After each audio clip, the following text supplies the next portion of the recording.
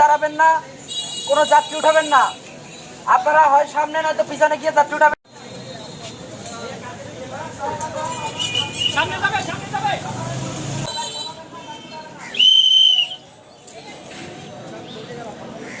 আমরা আসছি এরকমের সংখ্যালঘুদের প্রতি কোনোভাবে কোনো কিছু না হয়, এই জন্য আমাদের আশা এখানে শান্তি শৃঙ্খলা বজায় রাখার জন্য। এবং সংখ্যালঘু যারা আছে বিভিন্ন প্রতিষ্ঠান, তাদের প্রত্যেকটা পাড়ায় আমরা যাব, প্রত্যেকটা হিন্দু মন্দিরে আমরা যাব।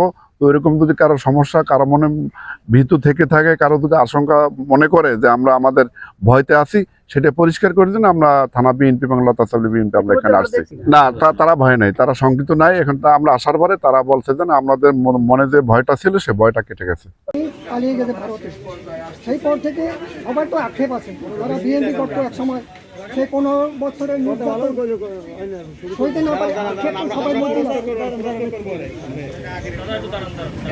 বিএনপির প্রশিক্ষণ বিষয়ক সম্পাদক জনাব এবিএম মোশাররফ হোসেন সাহেবের নির্দেশে আজকে মহিপুর থানা বিএনপির অত্যন্ত পরিশ্রমী নেতা মুসল্লি সুলতান উপস্থিত আছেন। মহিপুর থানা বিএনপির সংগ্রাম মজনু কাজী।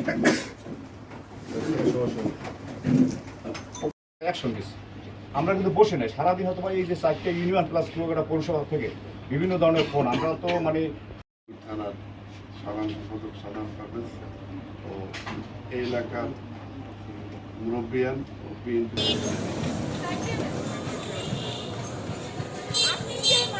আজকে আমাদের প্রোগ্রাম হচ্ছে এই যে আমাদের উপজেলা কলাপাড়া, এই কলাপাড়ার যেই ট্রাফিক ব্যবস্থাটা সেটাকে সুন্দর সুশৃঙ্খল করা, নির্দিষ্ট একটা সিরিয়াল মেনটেন করা।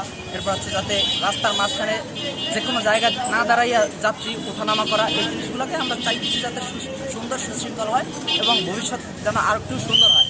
আর আগামীর বাংলাদেশ বিনির্মাণে আমরা চেষ্টা চালাইছি, শুধু ট্রাফিক না, আমরা আস্তে আস্তে যতদূর যাওয়া সম্ভব অর্থাৎ সর্বোচ্চ পর্যায় পর্যন্ত যাব এবং আমরা এই সাধারণ যারা শিক্ষার্থী আছি আমরা চেষ্টা করবো বৈষম্য বিরোধী ছাত্র আন্দোলন ওইটা থেকেই শুরু হয়েছে এবং পরবর্তীতে আমরা এই দেশটাকে সর্বোচ্চ সুন্দর পর্যন্ত নিয়ে যাবো, এটা হচ্ছে আমাদের মূল লক্ষ্য।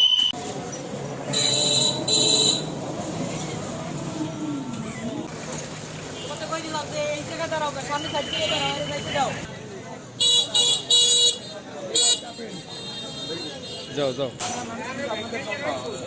আপনারা আমাদের তাই না, তো আশা করবো যে দেখেন আপনার নিজের